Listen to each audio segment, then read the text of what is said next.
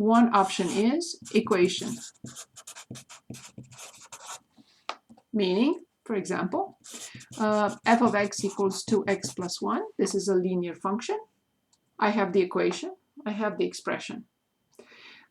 For a relation, so this is for function, and this is for relation. We discussed this later. Y squared equals 2x minus 1. This is not a function. Y equals 2x plus 1 is. Y squared equals 2x minus 1 or plus 1 is not. So one possibility is to be given the equation. Another possibility is to be given the graph. So in the case of a function, the graph will look something like this. This is a function by the vertical line test. But in the case of a relation, the graph will look something like this. Number 3, I can be given tables or a table. So a table would be x comma y. I don't like the vertical tables, but I'm going to use them right now. So 1, 2, 4, 5, 1, 2, 1, 4. So for a function, for each x only one y, for each x only one y, but here I have the same x corresponding to 2 y values, which is the relation. Number 4, which is also a form of a table. It's the map, if you want to call it.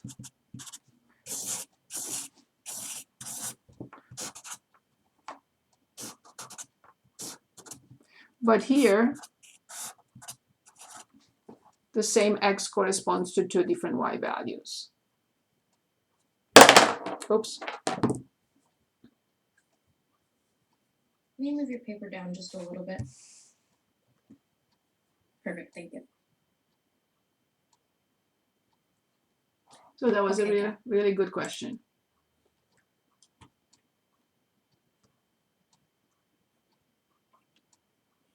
No problem.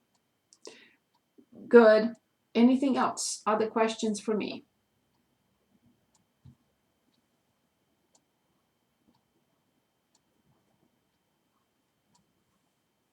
Anything else? Okay, in that case, let's continue with our mod 8. So let's practice. I have a question. Oh, of course, please. How many is there many functions and only one relation? No, there are infinitely many functions and infinitely many relations. Okay. Yeah. There is no boundary when it comes to functions and relations. Infinitely many. Anyone can come up with a different one. Good, very good questions. Anything else? One more question. I'm Yes. so sorry. Through my notes, I've seen it. I saw a graph that I was like, what in the world is that? It's y is a function of x. So on one side it has like a point and then an arrow going that way, and then on the other side of the graph has a point and an arrow going the other way. So they're kind of like this. Perfect.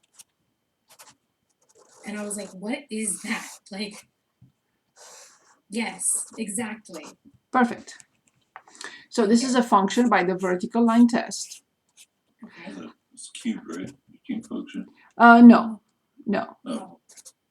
So let's say I'm not gonna put -1, 1. Okay, so let's say this function looks like this. Right. So the domain of this function is -∞, -1, union 1 to infinity. Oh. And the range of this function is from 2, if they are at the same level, maybe not, 2 to infinity. It's a very legitimate function. It's not a specific function that I can come up with, but it's very possible. When you go through your work, I'd either learn or practice, please mark down and say, let's discuss this or this or this or that in class. So put it on the side somewhere so we can discuss it. Would that be considered a reflection? It's not a reflection unless we create. So when we talk about reflections, a reflection will be, in this is something similar to that, would be f of x equals the square root of x, and then g of x equals the square root of negative x. So that will be a reflection with respect to the y-axis. So the first function is this, f of x, the square root of x, and the other function is indeed reflected with respect to the y-axis on the opposite side. So this will be g of x, the square root of negative x. So that will be a reflection. Another reflection, one second, let me delete all the others because videos, because they were 1, 2, 3. So I don't have surprises, and it says that I don't have enough room to record. Okay, they are gone. So another possible reflection would be h of x equals negative outside, and h of x will look like this. H of x equals negative the square root of x. So these So they're starting from the same origin. To be a they reflection. start from the same function. Okay. Thank you. Yes. So the base function is the square root of x, and we can create two reflections: a reflection with respect to the y-axis and the reflection with respect to the x-axis from the same basic function. Yes. So if that's called a reflection, Both is both there are a name for reflections. the graph that I showed you? No, this is a totally different graph. There. Yeah, does that have like a specific name, like a constant No, function? no. No, this is not constant. The constant function is a horizontal line. It has to be just one number. Yeah, I was just using that as an example. Oh, like, no, no, if no, I no, read no, over it. no. Very good question. No. Okay. So would the other reflection be negative to the power of negative x? The other direction? The one that isn't on there? There is nothing else. Oh, so So there's the no, reflection can only have 3? So now if you want to reflect, so if you have the square root of x with minus in front, you get this. If you have a minus inside, now the other option, you would have the minus outside and minus inside, and you will be reflecting it here, if that's what you meant. yes. Yeah, we could. Just for our notes purpose, I think, because I was writing it down too. Yep. Perfect, thank you. Sure. Okay.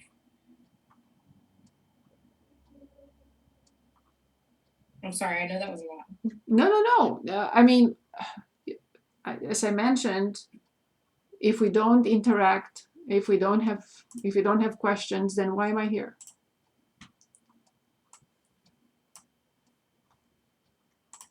Okay. So with that negative before the power, or the square root rather, is that the invisible 2 on top?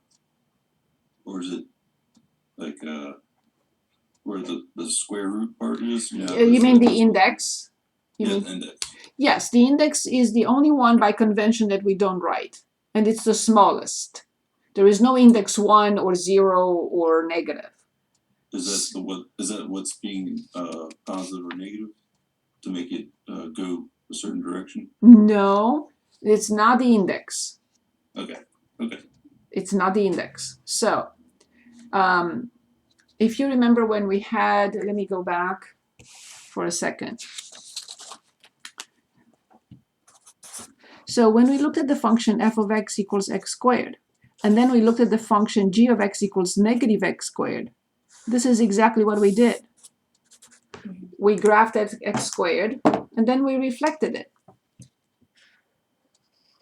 So this is x squared, and if I reflect it with respect to the x-axis, it will look like this, Oh, wow. right?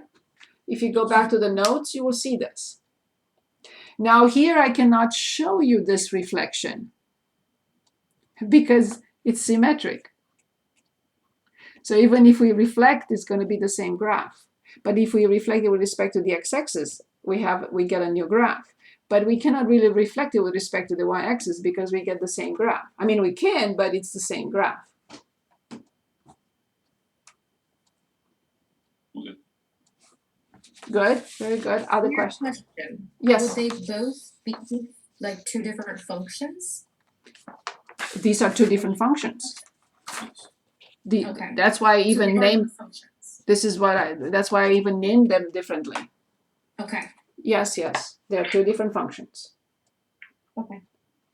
Good. Anything else? I did have a question. I missed last class.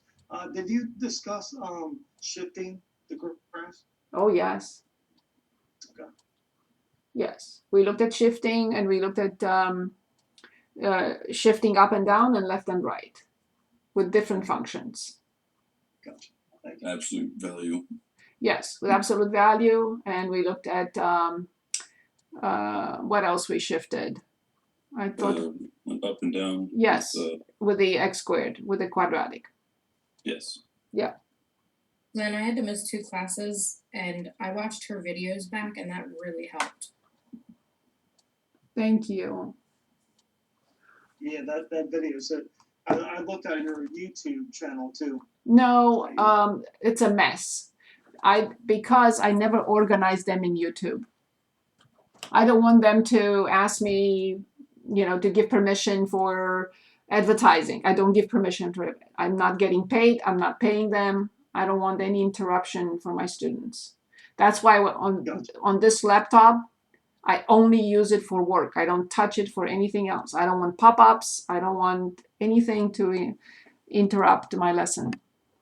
So the same thing with, I'd never organized them there. You will see Math 230, Math 191, Math 192, Math 044, all one after the other. So don't go there because they're not organized. Yeah. And they're not in the correct order. It's just a tool for me to communicate with my students. But I don't, as I said, I'm not getting paid. I declined anything, any offer. And I don't want my students to pay for anything. And I don't want any ads. Not at my end and not at my students' end. Good. Okay, so let's go slowly but surely. Thank you so much for your questions. So we're clarifying how to handle square roots and then other higher order roots. Okay. So I want to clarify, because I don't know what you remember from high school. The square root of 9 is not plus or minus 3. Please. The plus or minus 3 comes from something else. So the square root of 9 is only 3. Now, this is the positive square root. I may have a negative square root, which is fine. By the order of operations, this is 3, and I need to multiply by -1, so then the answer is -3. But please do not ever say that the square root of 9 is plus or minus 3. This is incorrect.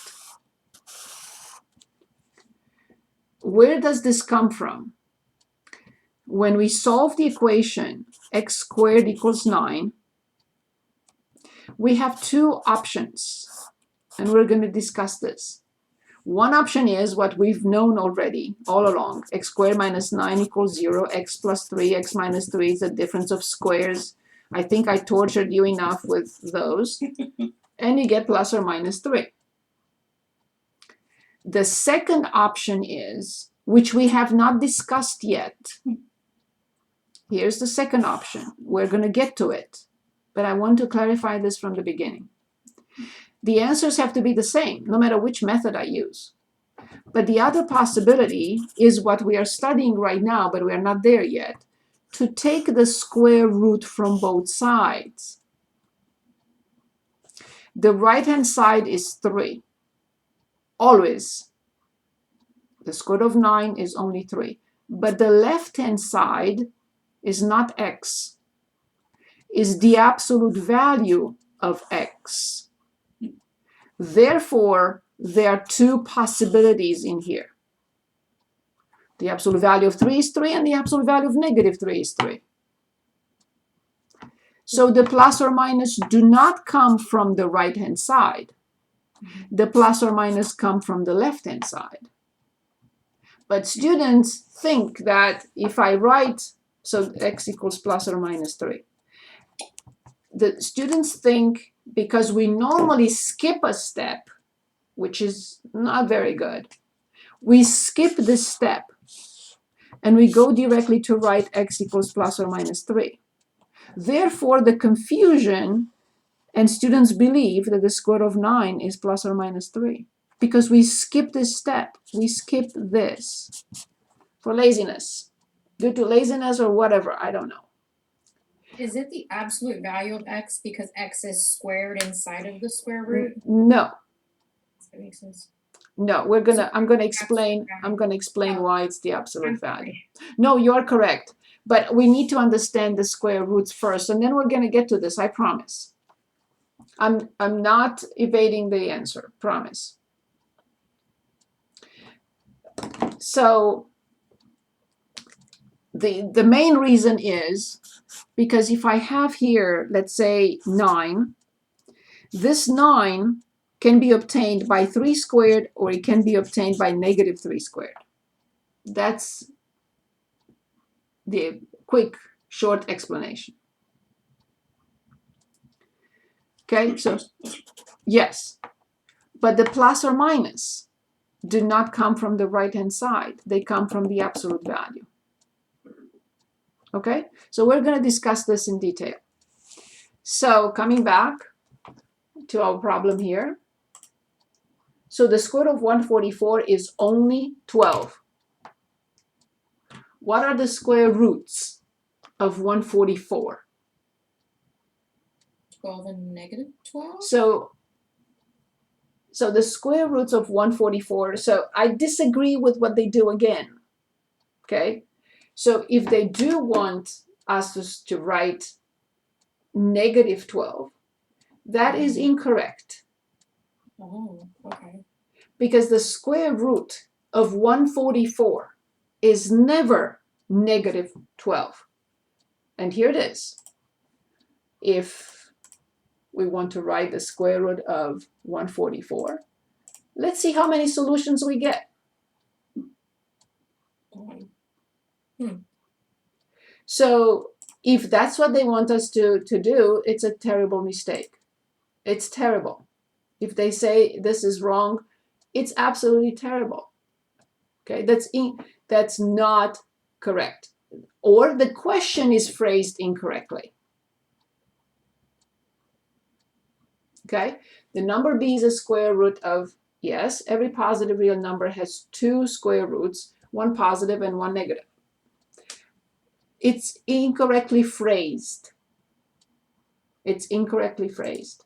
So what they really wanted to ask is not what are the square roots of 144, because I showed you there is only one answer. You will never get the square root of 144 to be -12. It's not possible. What they really mean here is, so this is only 12 forever. But they're phrasing the question incorrectly. So what they really mean here is not what are the square roots of 144. They shouldn't phrase it like that. They should say how many numbers or which numbers squared give us 144. That's the correct answer. Not what are the square roots of 144. because there is only one. So careful with the nuance. So probably that's why we're dumping this, so this is for this textbook next semester. So what they mean, the square root of 144 is only 12. Which numbers squared give a 144 answer? Yes, I agree. Two numbers. 12 squared is 144, and negative 12 in parentheses squared is also 144.